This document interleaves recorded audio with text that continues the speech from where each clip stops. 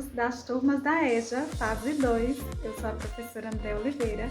Estou aqui para mais uma aula de língua portuguesa. Então, venham comigo! E hoje nós continuaremos estudando pontuação.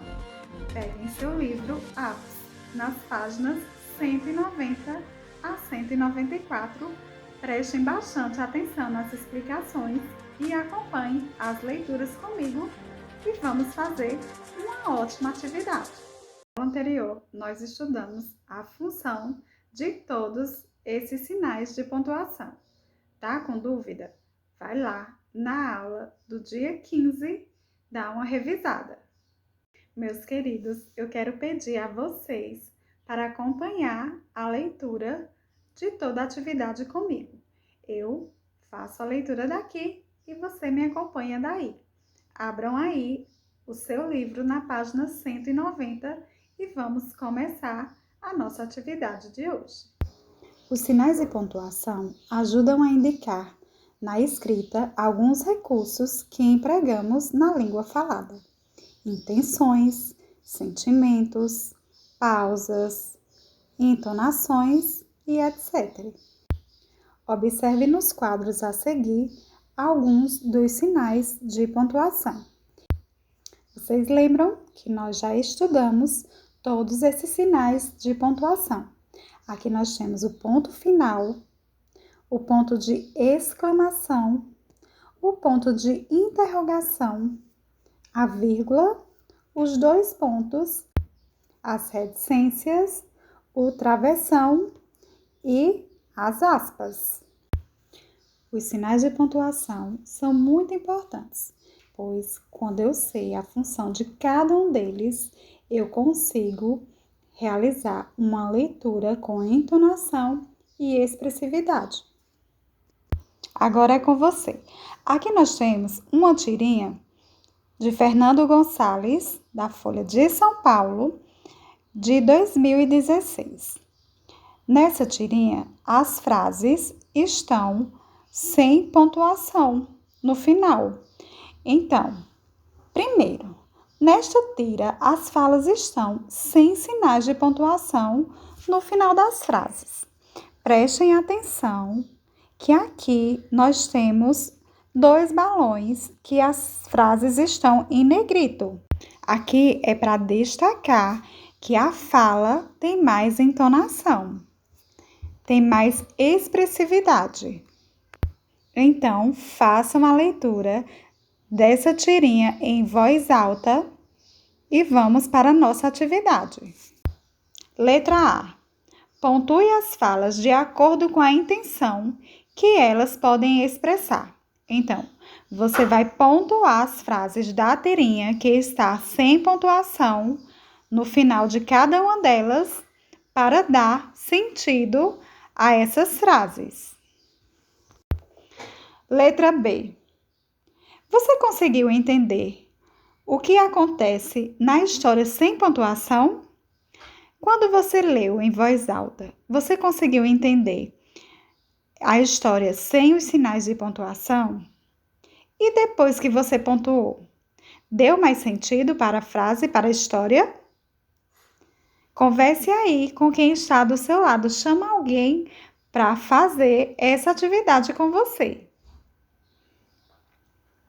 Segundo, a atividade aí diz que é em dupla. Como nós estamos em casa, chama alguém que está do seu lado para realizar essa atividade com você. Releiam esse trecho de Caio. Caiu outro osso e Caio matutava. Será que a assombração estava pensando que sim, queria dizer sim, pode cair? Ou sim, eu sou Caio? Então, para que foram empregadas essas aspas nesse trecho? Aqui nós temos, sim, né? Então, as aspas foram empregadas aí para introduzir a fala, para introduzir o sim, para mostrar que a assombração poderia estar pensando, né? Caio falou que poderia ser que a assombração estivesse pensando. Então, era um pensamento da assombração.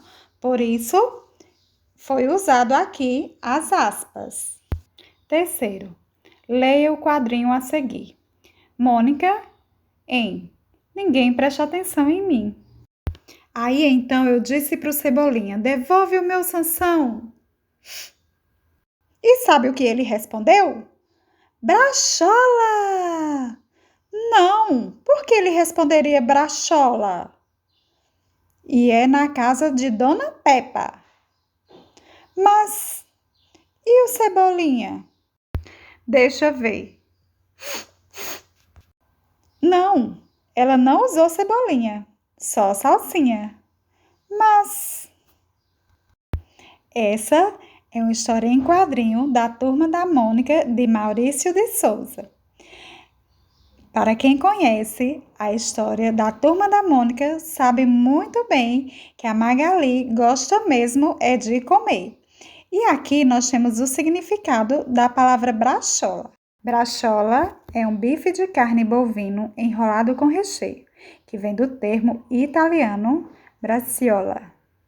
Vocês observaram que a Magali nem prestou atenção no que a Mônica estava falando quando sentiu o cheiro do alimento?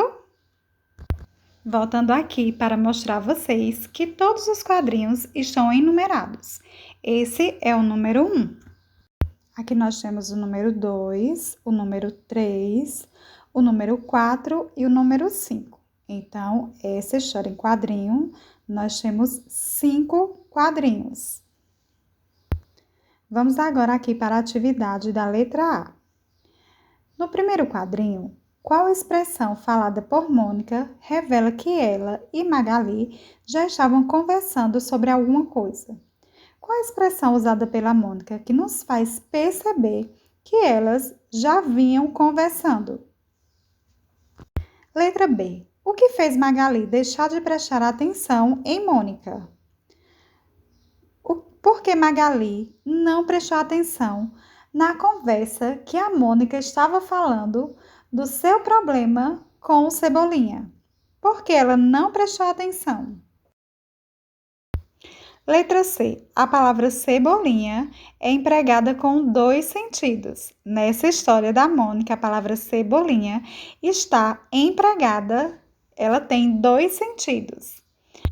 Quando a Mônica fala o Cebolinha, a que ela se refere? Prestem atenção, que aqui nós temos Cebolinha, iniciando com letra minúscula, e aqui nós temos Cebolinha, iniciado com letra maiúscula. Quando Magali fala, não usou cebolinha, só salsinha. O que se refere? Essa cebolinha aqui se refere a quê? Escreva aqui sua resposta. Letra D. Observe a expressão do rosto de Mônica no último quadrinho.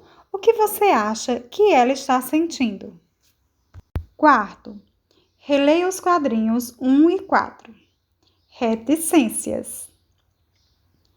Aí então eu disse para o Cebolinha, devolva o Sansão. Mas e o Cebolinha? Deixa eu ver.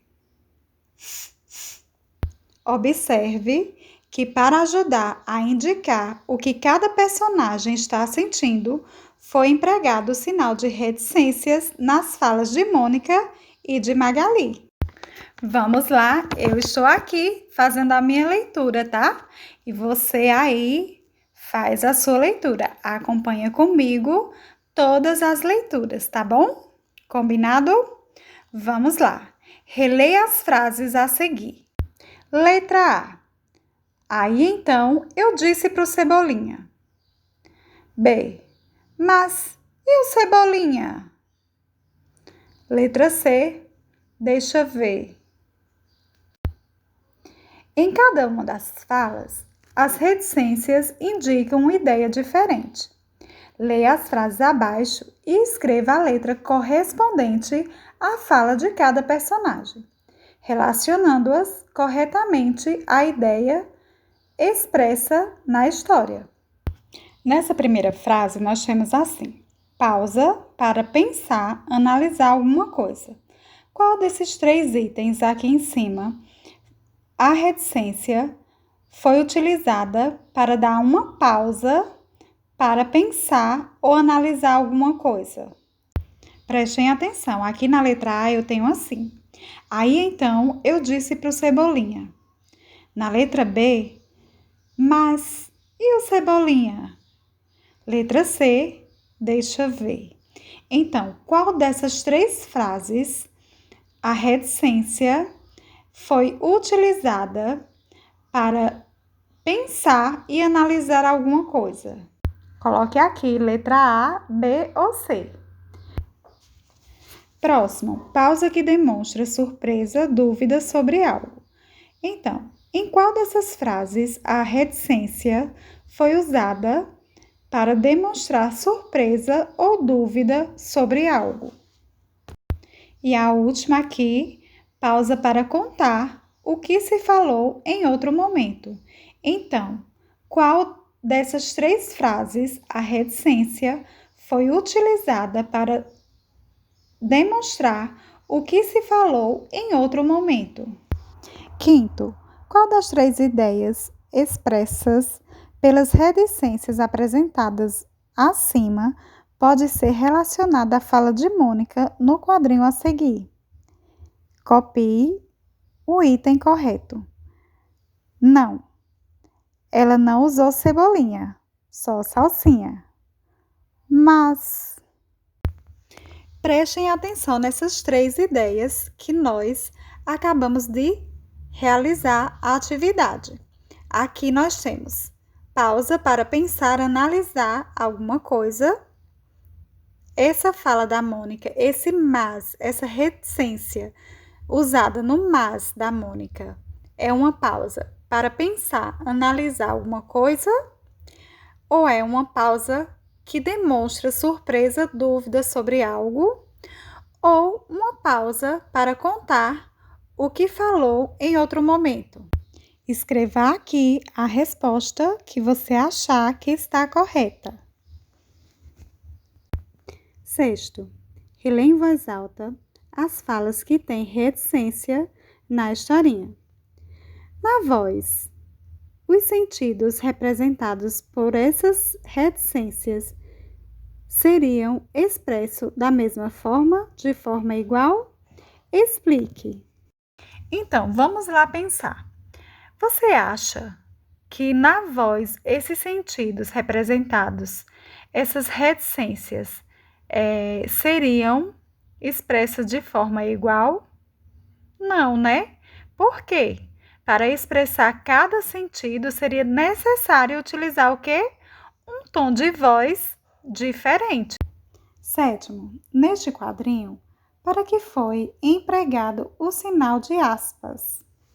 Vamos fazer a leitura? Aí, então, eu disse para o Cebolinha, devolva o Sansão. Então, aqui, as aspas foram utilizadas para lembrar que essa frase já foi dita por ela. Vamos agora organizar o que estudamos. Complete com os nomes dos sinais de pontuação. Sinais de pontuação organizam as ideias e as informações do texto. Indicam expressividade, a intenção do autor sobre como o texto pode ser lido, pausas e entonação.